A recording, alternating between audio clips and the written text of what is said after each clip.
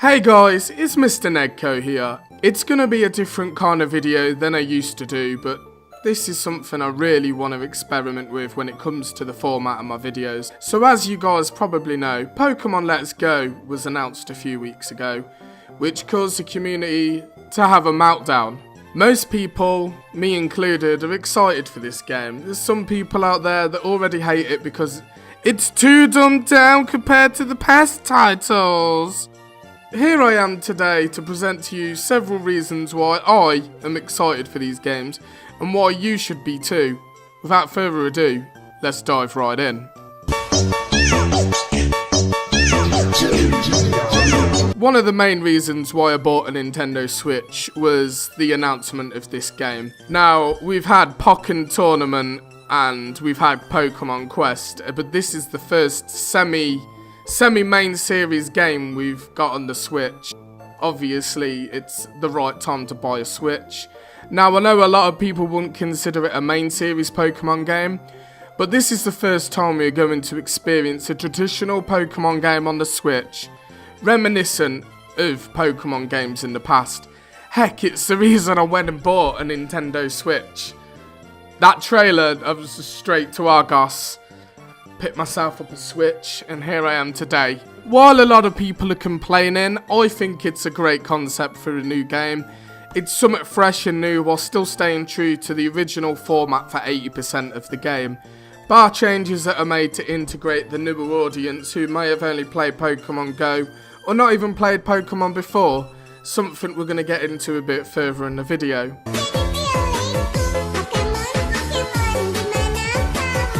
Improving the Pokemon experience by adding several of the good features of Pokemon Go. There's not that many to count on your hands, but the catching mechanics were quite fresh and cool at the time. So adding that to the Joy-Cons motion support, you've already made it the most interactive Pokemon game to date. And the fact that you could just use one controller and pretend you're Ash Ketchum launching Pokeballs at all those Pokemons, man, it's something I just can't wait for. You can also team up with your friends for local multiplayer fun now, which I can't really wait for. It's gonna be good. Nintendo really just know how to rustle my wallet. Not only do I get to play this amazing looking and feeling game, I also get to catch all the Pokemon with my best friends. Just take my money already. Another thing I'd like to add is it's pretty cool that you get to be that guy who only has 2-on-1 battles and gets to absolutely clean house with his friends, but we both low-key know that half of us are just going to sit and use both controllers and pretend we have friends though. Yes, I'm aware this is very sad. Another cool thing that Nintendo pairing with this is the Pokeball Plus. This is a cool idea that Game Freak have tried a few times with the Heart Gold Soul Silver Pokewalker, and when Niantic did the Pokemon Go Plus, so it's nice to see that we're being offered yet another layer of interactivity with this £45 Pokeball Joy-Con that's going to let me take my Pokemon out with me so I can flex my Pokemon on the go. Oh, and it's also a controller for the Switch, but who cares, you can have your Pokemon literally in a Pokeball and get them to cry for you and just show that you've got no life whatsoever. So, with the Pokemon Go integration, you can now send the original 150 Pokemon from Pokemon Go to Let's Go's equivalent of the PAL Park from Gen 4. Not only am I hyped for Pokemon Let's Go, I'm now back into Pokemon Go. So now I can't go to town, I can't go shopping, I can't go to anywhere without having to try and hatch some eggs and going out of my way to catch just hundreds of dumbass Magikarps so I can get a damn Gyarados. It's super fun, it's super time consuming. Walking your Pokemon is also back into the game, which is super awesome for me. All the little models are adorable. And I also like the fact that they've managed to sort the scaling for the Pokemon, which was a big problem in older games. The technology's there now, so it can be done. If the Pokemon you're walking is too big to walk beside you, you could just ride it. Like, this dude's just riding a heckin' Onix like it's no biggie.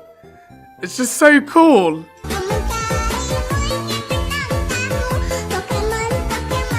So, as you may have seen at E3, they've released a video. I've poured through the gameplay trailer, and I've also picked out a couple of key points I think's really important to get across how good the game possibly can be. So, let's get into it. The size of the Pokemon you capture alters the amount of experience you earn in Pokemon. So, the bigger the Pokemon, the more experience, like in weight and height, so those kind of statistics that you had in Pokemon Go. Also, the same as Pokemon Go, you can use raspberries to make the Pokemon easier to capture, which is quite nice. Experience point share seems to be enabled from the get-go as far as I can see. We've got a guy catching a Kakuna here, and your whole party gains XP from battles and wild encounters, which are no longer classed as battles. They're now similar to the Pokemon Go kind of model where you track down the Pokemon and you approach the ones that you want to capture. You enter the catching sequence and attempt to capture it. There's no more random wild encounters. You see what you want and you go get it, which I personally think is quite cool. While we're on the topic of Pokemon Go, you can import your Pokemon, like I may have mentioned earlier, from your Pokemon Go account to Let's Go once you reach Fuchsia City, as the Go Park has now replaced the Safari Zone. Rest in peace, Safari Zone. You won't be missed by me. Imported Pokemon from Go will have a CP converted to level, so the higher the CP in Pokemon Go, the higher the level in Let's Go Eevee and Pikachu. You also have to attempt to capture your own Pokemon again in the Go Park, similar to how the PAL Park works in the Generation 4 main games. When you move over your beastie Dragonites, etc., you're gonna go in for a world of pain all over again. Sadly, your rival this time isn't Gary Oak, the greatest rival of all time. Instead, we are faced against Trace, a Poundland Gary Oak that probably isn't going to be as antagonising as Gary was. I mean, here he is literally giving us items to help us on a quest. I could never imagine Gary Oak being nice to me.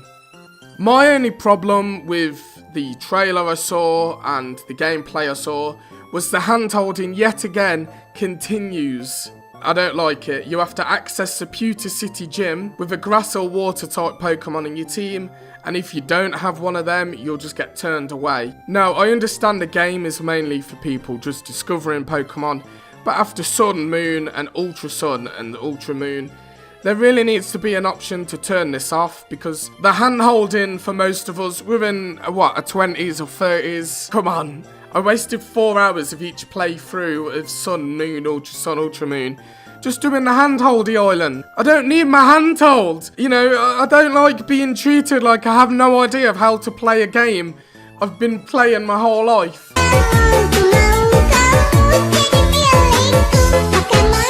So, my final thoughts is, I'm really excited for this game. As much as serious Pokemon fans want to hate on this game, we all know it's going to be great. It's going to be sold out. It already is on Amazon. A lot of people are going to be able to experience Pokemon, old and new, and I really think that's great for the series and for us as a whole. I'd really like to hear your opinions and thoughts on this too, so feel free to tell me what you think, predict and expect from Let's Go in the comment section down below.